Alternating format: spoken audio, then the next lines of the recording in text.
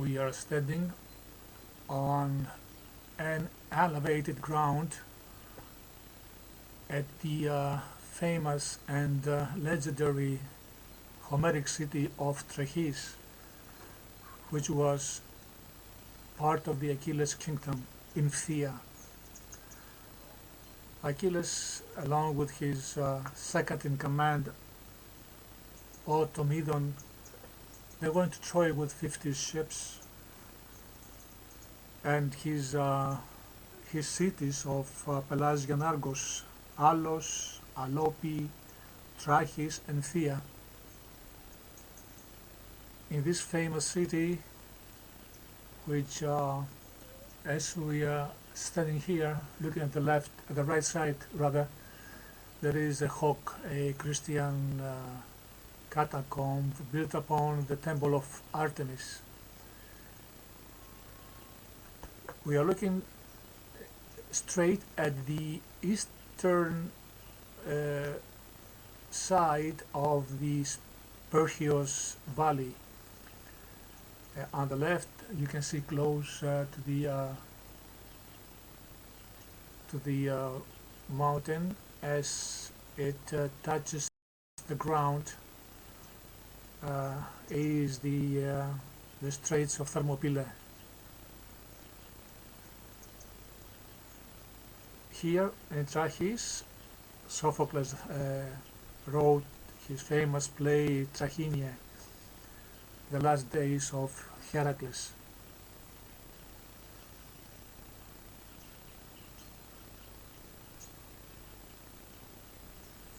On this plain, in 490 before Apollonius Tianeus, Xerxes brought along with his arrogance and despotism 3 million people, baggage and train, and half a million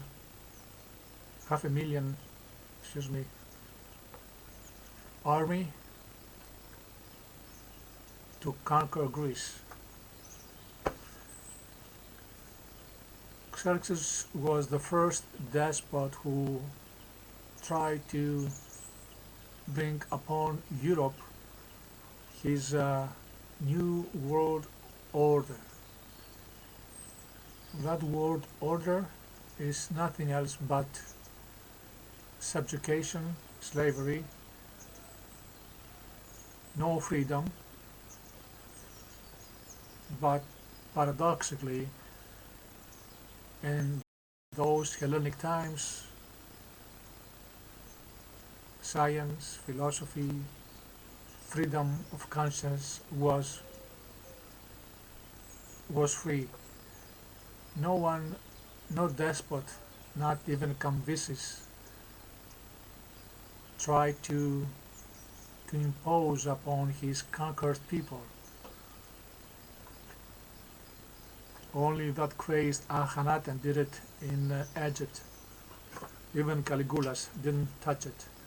Nero, in a spell of time, through his reign, he engineered a persecution against philosophers, and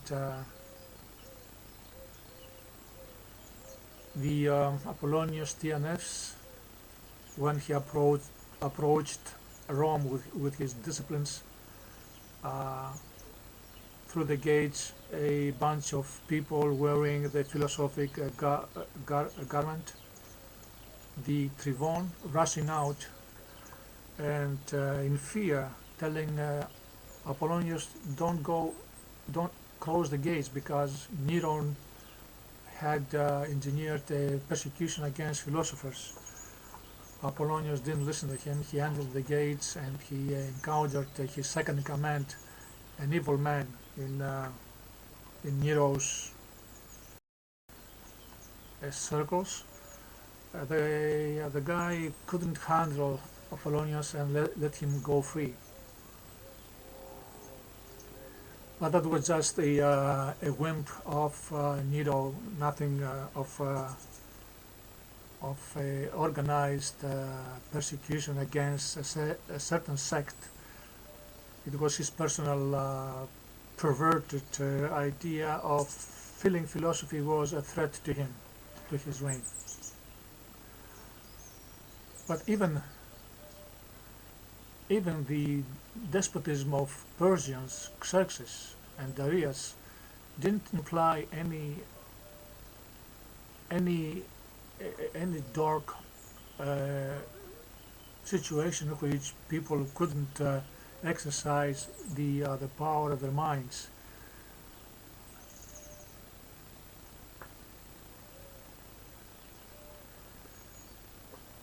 This event came later on in 324 with Constantine the Apostate, the emperor, whom the Romans drove him out of Rome because the guy wanted to establish Christianity in Rome, and the Romans couldn't stand him, and he was forced to leave and was seeking a place for his new capital. He wanted first to build his city in Troad, but he chose in Byzantium, the colony of the Megarians. Visas, who first founded that colony.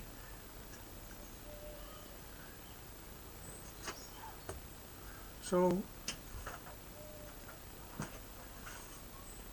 with the advent of Constantine and his edict of Mediolanum, he freed Christianity of its obligations to the empire, to serve the army, to pay taxes, to obey the laws.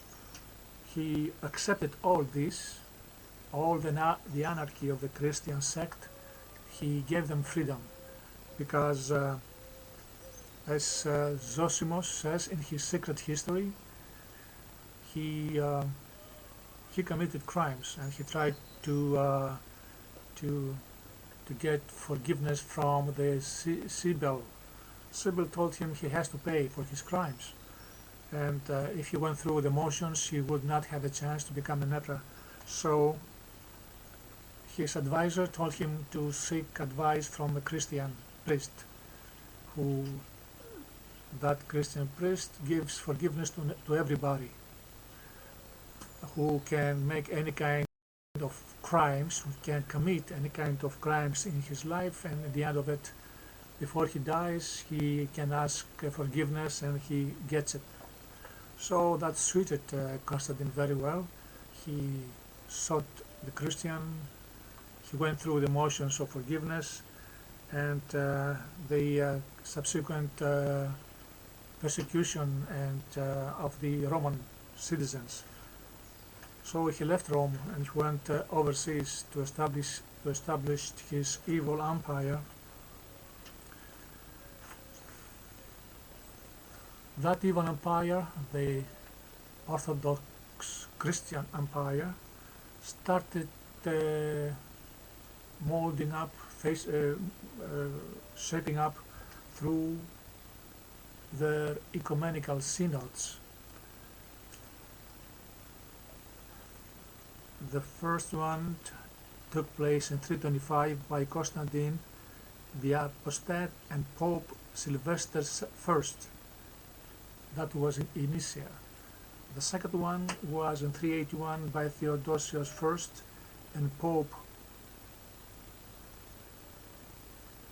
Damasius I in Byzantium. The third in 431 by Theodosius II and Pope Eulalius.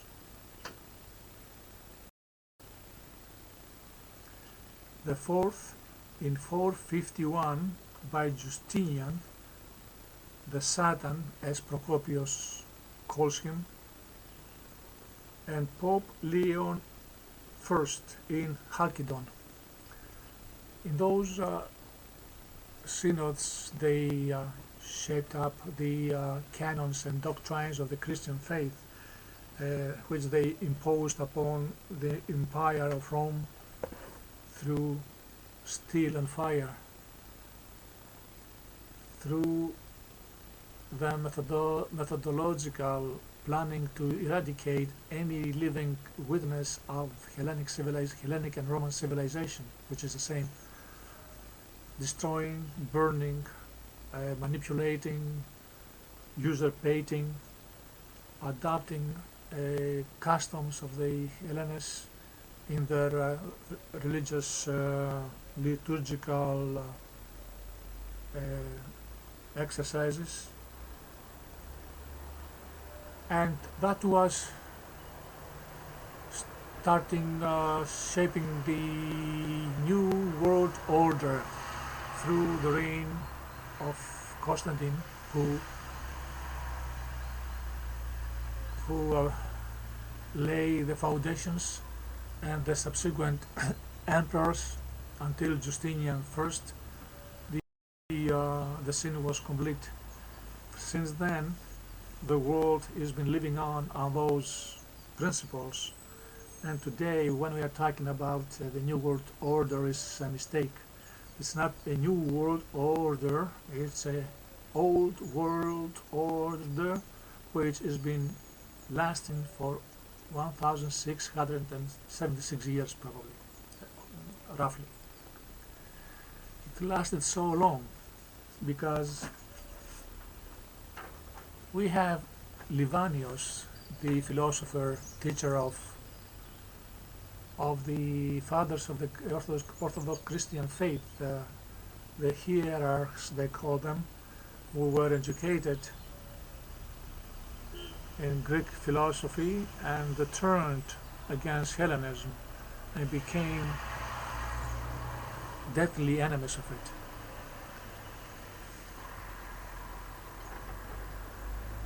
Livanius lived the time of Julian the emperor, the man who tried to reform again Constantine's perversion. He reigned just only 2 years to the dread of the Hellenists at that time. Livanius felt happy with the advent of Julian and hoping, seeing the gods returned and justice will be established again. But with the death of Julian, the recklessness of Julian, who wanted to be both, to become a second Alexander the Great, he lost his life through treachery, and he was killed by Christians, by Christian, during the fight against Persians, against Parthians.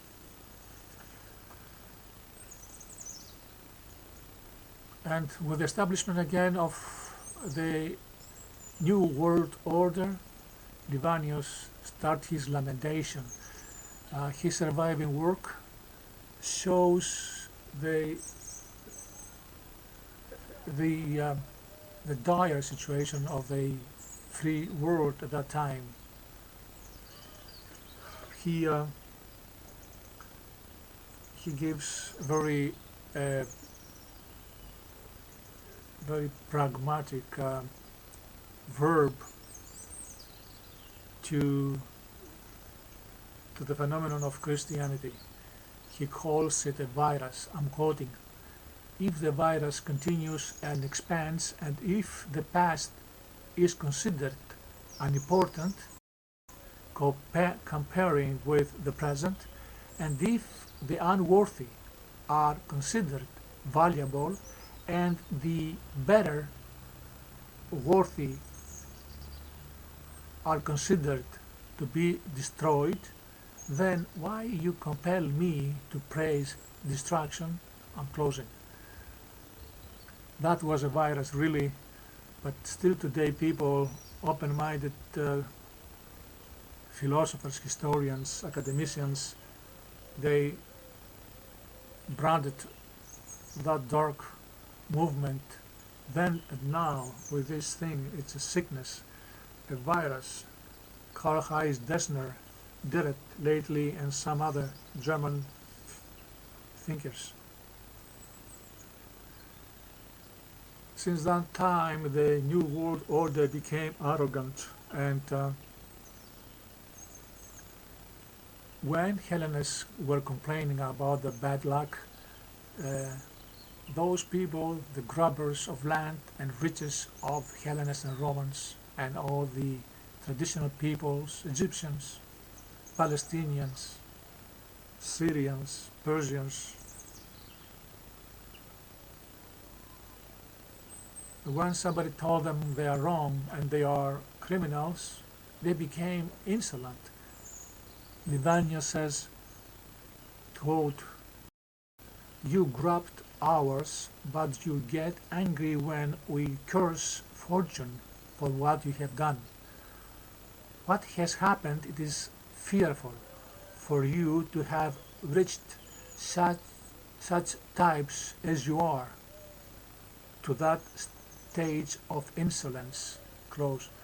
They were so insolent that when you were complaining about they have stolen your property, they became angry with you because you are complaining. And the punchline of that period, which has been lasting since today, we have Livanius' lamentation, which we're going to read it and we'll find out that this is something which is going on today. It still stands. I'm quoting. "What a great misfortune struck not only the land of the Haya, but all the places where Roman law rules, but most of all places the land where Hellenists live, because they have suffered the greatest destructions. Our souls are shaken on the thought that our lives will be unlivable, and the good, that means the good people who want to live with virtue are at ease. If infested the whole world, it infested the whole world, it has caused the good to be glorified. Now gangs of scums, wardens cancel laws that hold them to do evil, and what remains is a void letter. The human race suffered. What are suffering cities? The same way which they have demolished walls." Close. That's true. That new world order demolished all the psychological and traditional walls of any city, of any human individual soul and conscience, and they violated upon it, and they had destroyed their sake, every one of them.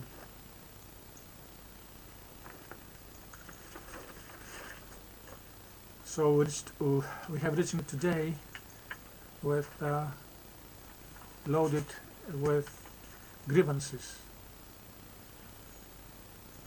and distorted personalities.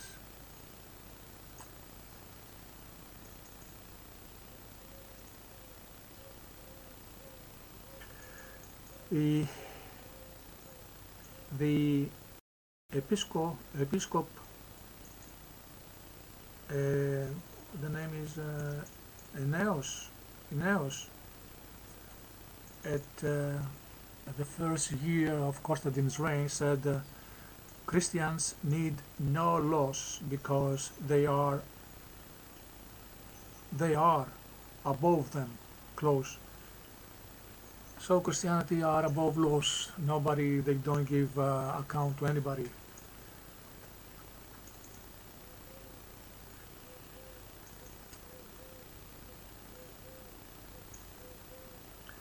The Saint Antonius of Egypt, the founder of monasticism,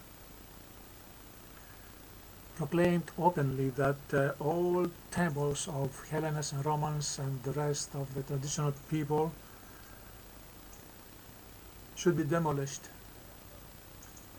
And that's what happened. Today, that freed free world has been satanized. Nobody is studying. Even today, the mavericks of the Western world who try to overthrow the evil government of the old world order, most of them are Christians.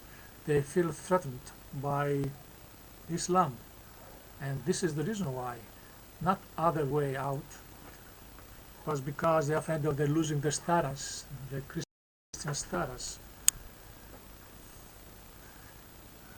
What Christian status have done to people is quite well known. We're looking just recently in India. India, under the rule of the English Empire, suffered a terrible dichotomy, split of their national character. They created people became Muslims within India, and from 1947, I guess, they identify themselves among themselves like Muslims and Hindus, the same race, Indian race. The conflict brought about 1 million people dead and split the country to the northeast with a place called Pakistan and another place which is called on the eastern part of it called Bangladesh.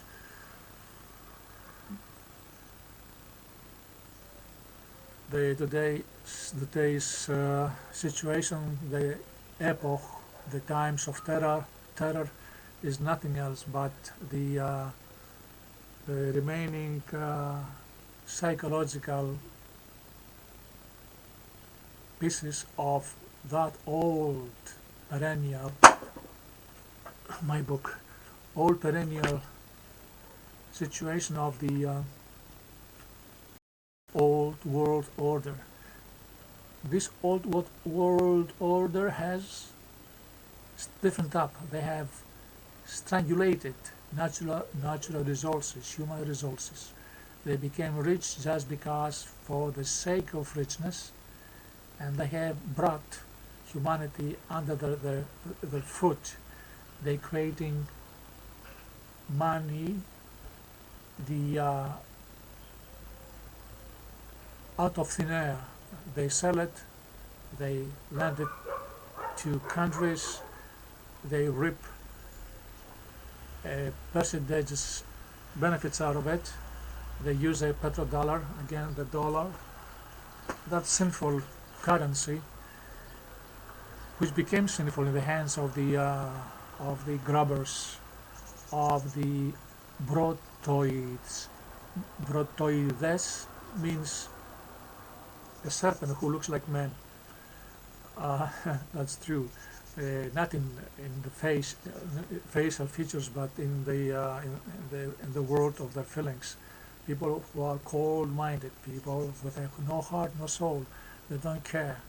They have to rule, to have power, and the world has been subjugated under this gang of people who have mastered with their money all the technology, the know-how technology, and they have created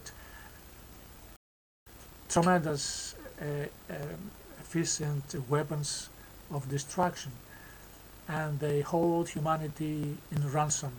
If they revolt, they will feel their wrath, build up billions, spend billions of dollars investing and building also atomic bombs, thousands and thousands, which there is no logical contemplation of possible use them. Just one of it or two of them, they can destroy half of our planet. The Garden of Zeus, which used to be a Garden of Zeus, now has become the Garden of Satan. And humanity, what do it needs to live the few years of its existence? Happiness, good life, enjoy nature, which is abundantly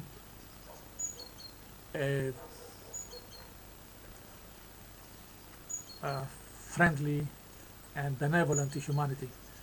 But humanity, few people are devils incarnated, and I guess the end of it will be not a good thing.